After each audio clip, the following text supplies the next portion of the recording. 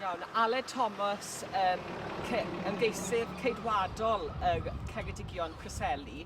Yn gyntaf, beth sydd gyda chi a'ch plaid chi i gynnig i etholwyr Ceredigion Preseli? Wel, fi'n meddwl y peth pwysica yw y record y blaid ceidwadol materion gwledig dros yr 14 blynedd diwethaf. Mae fe'n record dda, ond hefyd y record y blaid ceidwadol dros y decawdau diwethaf ar y iaith Gymraeg. Fi'n credu hwnna beth dwi'n mynd i sefyll arno am yr etholiad yma yw trio siampionau materion gwledig fan hyn yn Ceredigion Preseli a trio cynyddu y nifer o siaradwyr Cymraeg dros y Parliament nesaf.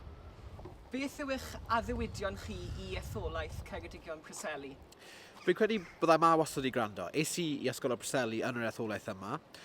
Dwi'n bachgen ffarm, fi'n gwybod beth mae materion gwledig fel hyn a materion gwledig dros yr etholaeth yma yn teimlo a meddwl i pobl.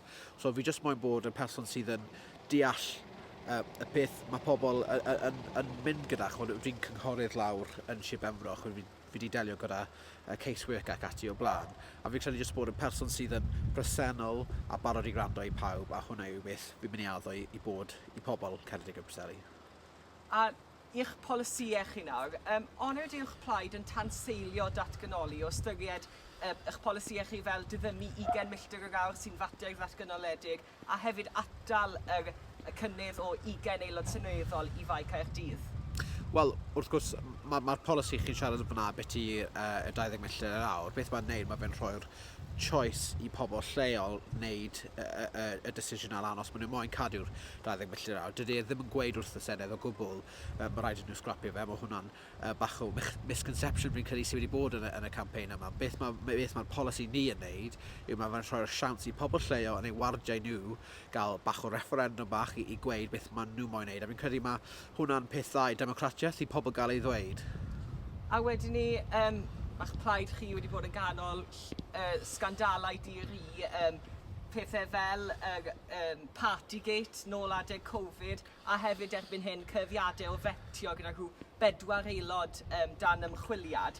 Sut mae modd felly i etholwyr ymddiried yn dych chi mewn pŵer? Wel, fi'n credu mae'r sgandalau yma, fel chi'n gweud, yn digwydd ym pob plaid. Fi yn derbyn, wrth gwrs, ni wedi cael ein fair share o rheini dros y blynyddoedd diwethaf. Ond y peth fi moyn gweud yw, edrych ar y record fi fel person, does dim byd fel na wedi digwydd i fi, wrth gwrs. Fi'n bachgen lleol o'n dod o ffarm, fi'n gwybod, fi'n gweithio'n galed.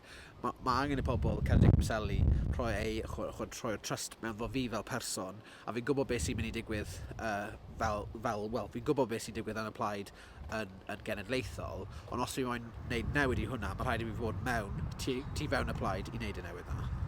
A wedyn ni, yr holl polisïau yn y manifesto, gwasanaeth gwladol er enghraifft, chi wedi bod mewn pŵer ag rhyw 4 mlynedd ar 10, wedwch chi. A pam pido cyflwyno rhain yn y 4 blwyddyn ar 10 pan mwch chi mewn llywodraeth, efe stynt gwleidyddol yw hyn i geisio ymddangos i bod chi'n wahanol? Na, dwi ddim yn credu ni o gwbl, chymod.